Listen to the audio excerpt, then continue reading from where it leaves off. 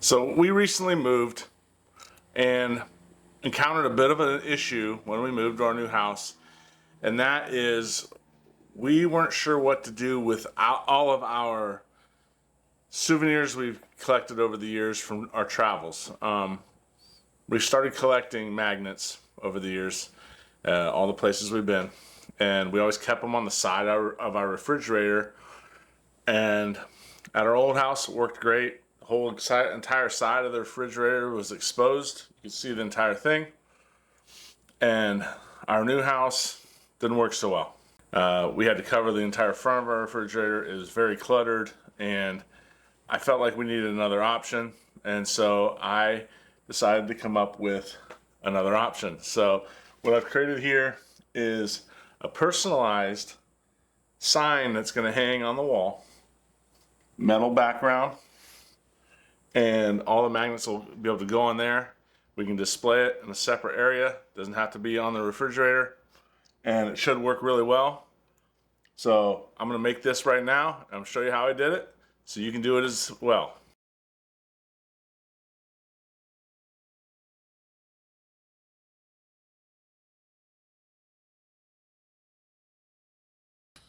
So to start off this project, I purchased a 2 foot by 4 foot piece of steel from Lowe's.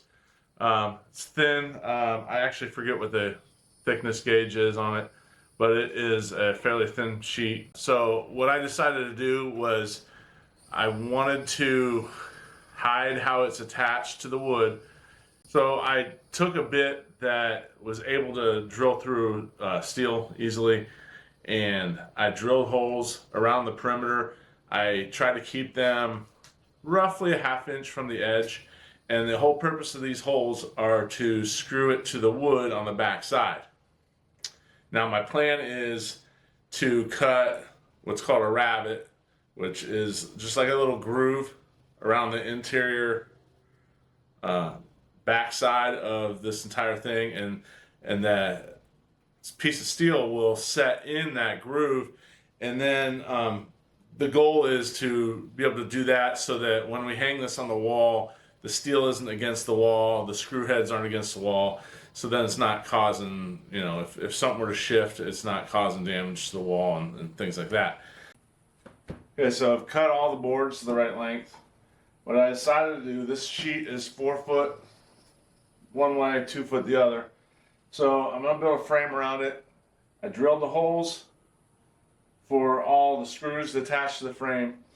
The frame is going to overlap the metal by about 3/4 the whole way around to hide those screw holes and give me a place to mount this. So I made the top 27.5 inches long. I made the bottom 27.5 inches long. I made the two sides 46 3/8 long. And those should make the frame so that we'll hide all the screw holes. After we're done drilling the holes, I thought it'd be best to stain all the wood, just pre-stain it. And my whole thought behind that is I'm going to end up cutting something out on the CNC. I decided to personalize this instead of just making a frame, which you could do. I decided to personalize it, and the way I personalize things is I have a CNC router. If you don't have a CNC router, a little bit harder to personalize it. You could get like a laser engraver, that would work. But you could also just do something like go to a store such as Hobby Lobby or a store like that and get words that are made out of wood that you can just affix to that top section. So maybe you could go to Hobby Lobby or Michael's or a place like that, and you get something made out of wood that just says travel. I'm picturing something like kind of like a cursive travel. You could affix that at the top, and it would still give a theme to what you're making, just wouldn't have a name on it. We decided to put, our last name is Ryder, so Ryder Family Travels is what we decided to do, and then it would just kind of be a showcase of all the magnets we've accumulated over time on our trips. So having that plan in mind, we move over to the CNC, and I cut out 2 keyhole slots and on the back. That was just to hang it on the wall. I pre-measured where the studs were, where I wanted it to hang. I wanted to make sure that I could get the holes in the right place where the whole entire sign would be centered in the area where I'm going, and I wasn't sure exactly where the studs were. So I did a little bit of measuring beforehand to make sure that those keyhole slots would line up with those studs. I wanted two because I was afraid one would be a little tippy, and I wasn't sure about, you know, the weight distribution, especially with magnets. It just might end up crooked all the time. So I got two slots in the back. Next, I'm going to take the engraving bit, go over to my CNC router, and engrave the description Rider Family Travels across the top. Now, as you can see, I kind of misplanned for the color of the stain. My whole goal here was you gotta create contrast. I didn't want to paint the words in. I actually didn't have any kind of masking material. I just moved to this shop, and some of my stuff is still in my old shop in Ohio.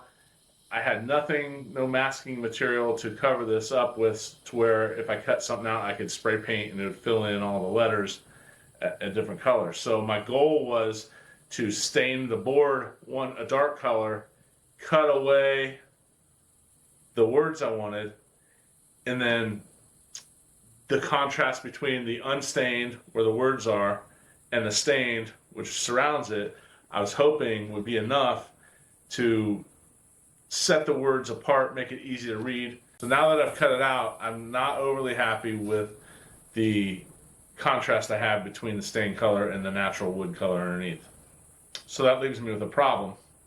I don't really have a steady enough hand to hand paint all these in.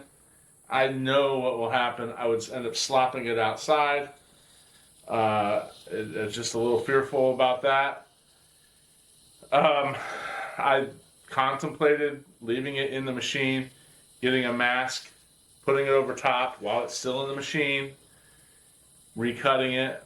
My worry with that is where it's not, where that masking material is not supported, it would just tear and it wouldn't end up working correctly, and all that would have been for naught basically, and it wouldn't have worked.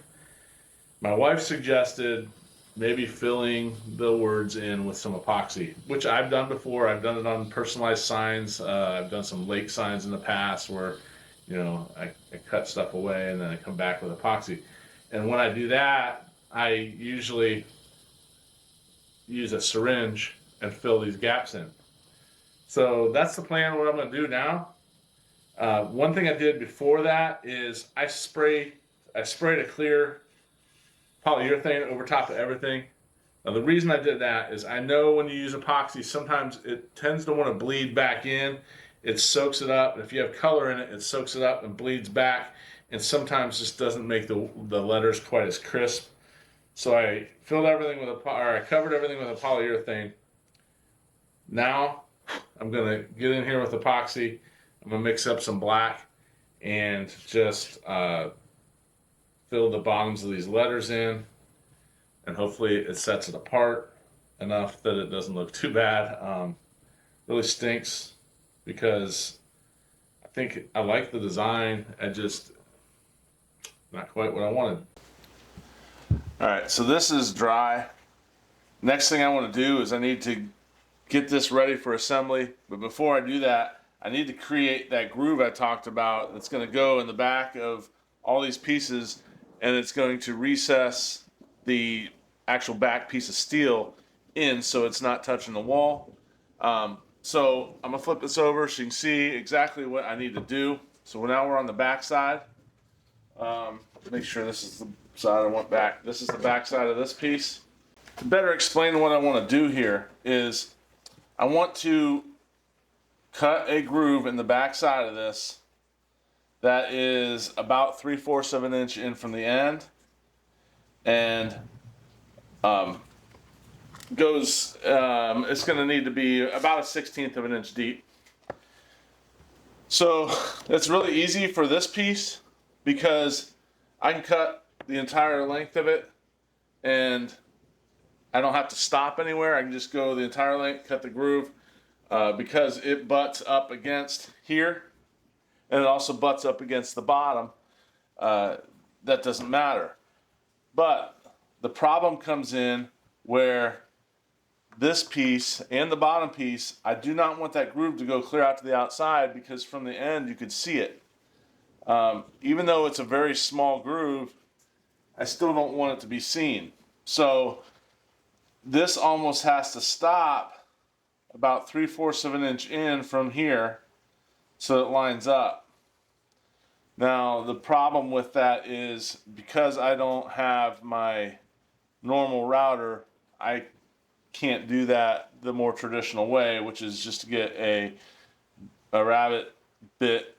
Basically, it's just a straight cutting bit that has a bearing on the bottom, and you can set how far in it cuts by the size of the bearing. I don't have that here. I am going to have to, because I can't do it on a table saw, I'm going to have to cut this piece and the bottom piece on my CNC router so that I can stop that cut before it gets to the end. So you wouldn't need to do this if you had the right tools for it. But like I said, I don't have those right here, and I'm not about to go out and buy a new router just to make this one cut. I will use the CNC, but I just want you to know that it's not a necessary step in this whole process. So if you don't have a CNC, don't feel like you can't do this. You would just need to have a different way to do it. That's what we're going to do now, and then we're going to progress into assembly. For assembly, we're just going to attach this with pocket hole screws. We'll do 2 pocket hole screws, one out here, one here, and we'll make sure that we clear this groove. And that should hold it all together. We'll do that on all these right here, both ends of these pieces, and that should be good, and we'll be almost done.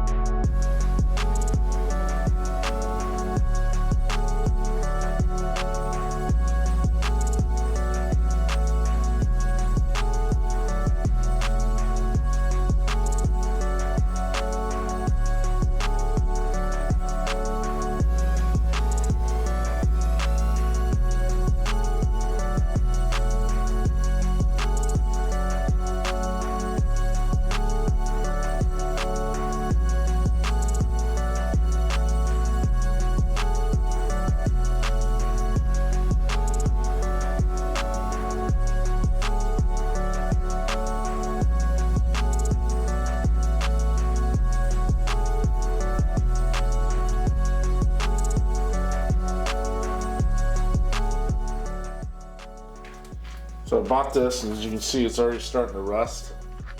Not good. So what I'm going to do is I'm going to wipe it off as best I can.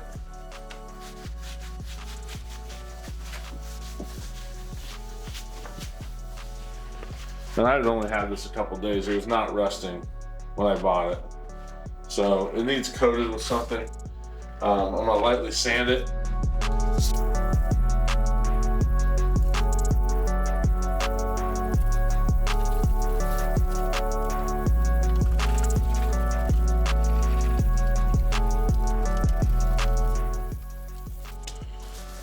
wipe it off again.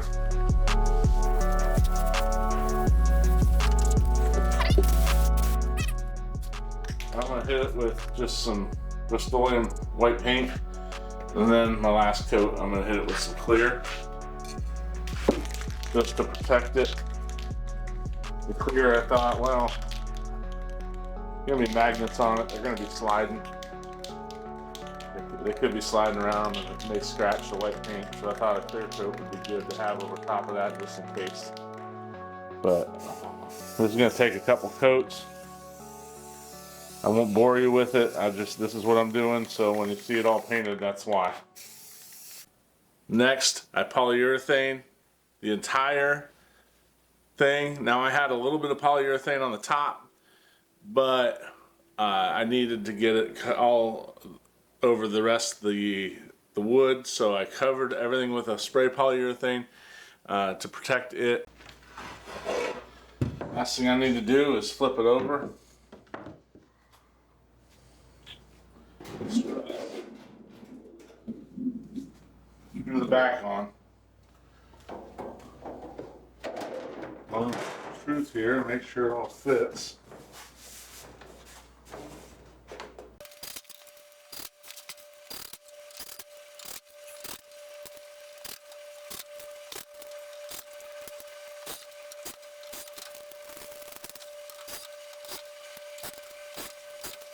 And now we're ready to hang it. So I had already pre-marked holes in the wall, and I decided on the height I needed for this, put screws in, and hung it right on those two little keyhole slots that we made earlier in this project. It hangs really good, and I'm very pleased with it, and I'm sure my wife will be pleased with it as well. Now this also might be an item that you could make and sell. I think the key to that is probably personalization. If you could come up with a way to easily personalize things. People are always looking for personalized things for their home. So if you had the ability to do that, it would be a way you could set yourself apart from people. Otherwise, it's just something they can maybe find in a store somewhere, and it doesn't make it special at all. So if you want to get into making and selling these, the metal was kind of expensive. If it were me and I was trying to do it on an economical scale so that you can build in a nice profit margin, you'd almost have to find another way to do the backboard. I want to say that piece of metal was about $30. So just materials, it's building up the price a little bit to the point where you may not have good profit margins on it. So that would be something you'd want to think about, or make it smaller. So thanks for watching. I really appreciate all of you. If you hit that like and subscribe button, that'd be awesome. Also, there's a few videos that are popping up right over here. Watch those. Show you some different things that I've made in the past, some other videos I've done, and hopefully provide some good education and at least a little bit of entertainment in the process. Thanks again, and we'll catch you next time.